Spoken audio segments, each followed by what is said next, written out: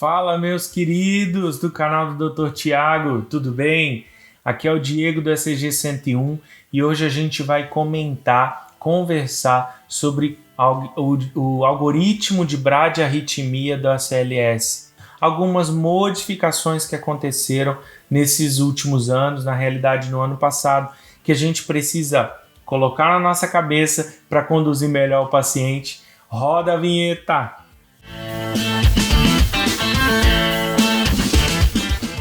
Olá, queridos, tudo bem? Aqui é o Diego do ECG 101, estamos aqui no canal do Dr. Tiago.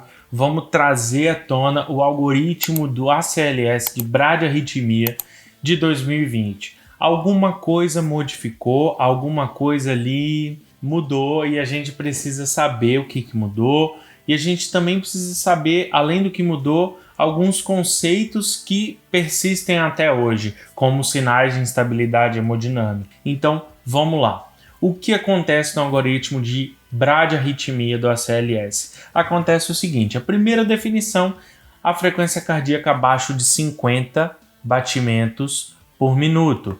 Essa frequência cardíaca abaixo de 50 batimentos por minuto é uma frequência cardíaca que a depender do paciente, a depender se ele tem alguma cardiopatia estrutural ou não, pode já trazer alguma sintomatologia de leve a moderado ou até sintomas graves, instabilidade hemodinâmica. Então, o espectro de apresentação clínica do paciente com bradiarritmia, ele pode ser bem grande. Então, o algoritmo começa por aí. Primeiro ponto, o doente tem uma clínica, ele veio para você com a frequência cardíaca abaixo de 50, a gente, depois que avaliou isso, vamos levar esse paciente para a sala de emergência? E aí, o que a gente vai fazer na sala de emergência? A gente vai monitorização eletrocardiográfica contínua, monitorização de oximetria, monitorização de pressão arterial não invasiva. A gente vai pegar acesso venoso e aqui está um ponto interessante, importantíssimo que o algoritmo frisa. Percebam que o algoritmo ele não fala, ele não te pergunta qual é o diagnóstico eletrocardiográfico desta bradiarritmia. Ele não quer saber se o doente tem um BAV total, se o doente tem um BAV segundo grau MOBITS 2, MOBITS 1, uma bradicardia juncional, uma bradicardia sinusal. Ele coloca que você não atrase a terapia desse paciente. Ele não está te perguntando qual é o diagnóstico eletrocardiográfico. Obviamente, isso vai ser muito importante para a gente, para análise de ritmo de escape, do tamanho, a largura do QRS, a frequência cardíaca do escape. Isso vai ser muito importante. Mas neste momento, o algoritmo ele frisa para você não atrasar a terapia. E se der, você vai fazer um eletrocardiograma, né? E aí, já vamos considerar as hipóteses principais do doente ter vindo com bradicardia.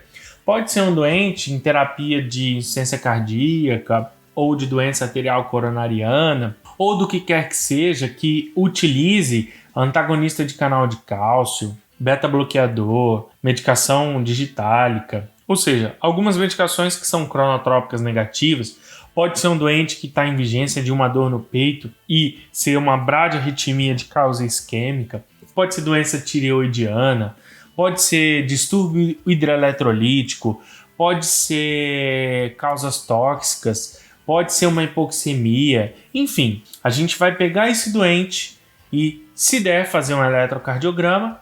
Tem um sinal vital alterado, que a priori é a frequência cardíaca. A gente vai fazer uma análise importantíssima nesse paciente, que é: será que essa bradiarritmia do paciente que está na minha frente, ela tem nexo causal com algum sinal de instabilidade? Será que ela que está causando para o meu paciente a sua hipotensão, ou os seus sinais de choque, ou alteração de estado mental, como diminuição de nível de consciência, sonolência profunda? Será que esse paciente está tendo dor no peito causado pela bradiarritmia? e baixo débito? Será que esse paciente tem algum sinal ou sintoma de descompensação, de insuficiência cardíaca aguda?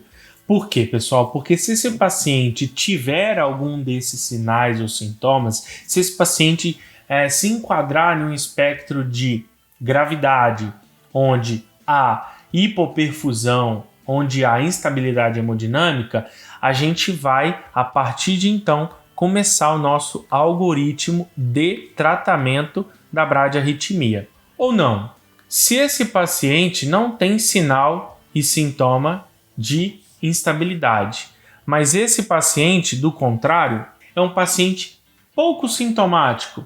Às vezes o doente chega apenas com intolerância ao esforço, uma palpitação bradicárdica, mas ele está bem, ele está andando, ele está conversando com você, ele tem a pressão normal, a cabeça dele não sofre de sonolência, ele não tem sinais ou sintomas de choque, ele não tem dispneia, ele não tem dor no peito, mas ele tem sintoma que provavelmente vem pela bradicardia. O que você vai pegar e fazer com esse doente? Você vai conduzi-lo em um ambiente de monitorização e de observação. Vai pedir exames complementares de acordo com a sua suspeição clínica, vai ver se aquilo ainda é persistente, ou se o paciente ele tem a terapia, está usando lá o seu beta-bloqueador, por exemplo, e aí ele está ali, ele só está precisando de um ajuste medicamentoso, e aí você vai colher exame e tudo mais, aí você vai ver que no final de tudo ele permaneceu bem, sem nenhum sinal de baixo débito, os exames estão normais, não tem isquemia no eletrocardiograma, a troponina é baixa. Provavelmente você vai liberar esse paciente para casa, e é bom que você faça isso, mas um exemplo aí de um paciente com 49 de frequência cardíaca, talvez ele vai para casa, mas se o doente tiver instabilidade relacionada com a bradiarritmia, aí nós vamos começar o tratamento, e o algoritmo do ACLS na parte de tratamento ele começa com a atropina.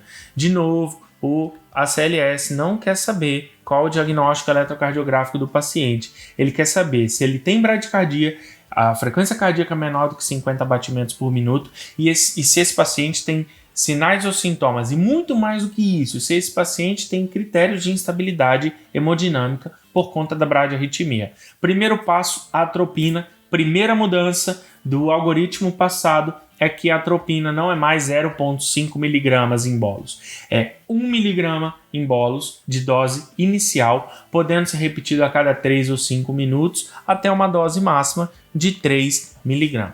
E aí ele põe que se a atropina não resolver, e às vezes ela não vai resolver, pessoal, porque lembra lá em cima do eletrocardiograma, se a gente faz o eletrocardiograma e o paciente tem um BAV total ou um BAV de segundo grau MOBITS 2, por exemplo, com escapes abaixo ali do feixe de His, de QRS largo principalmente, esse paciente não vai responder a atropina mesmo, pessoal, não vai. Por outro lado, se ele tem um BAV de segundo grau MOBITS 1 ou uma bradicardia juncional, por exemplo, muito capaz que esse paciente responda adequadamente a sua atropina. O que é responder adequadamente à atropina? Você deu um suporte cronotrópico, a frequência cardíaca do paciente subiu e os sintomas melhoraram. Às vezes, baixo débito melhorou, mas o paciente pode não responder. E se ele não responde, o que o algoritmo do ACLS fala para a gente? Olha, faça um marcapasso rápido, considere um suporte cronotrópico rápido, que chama-se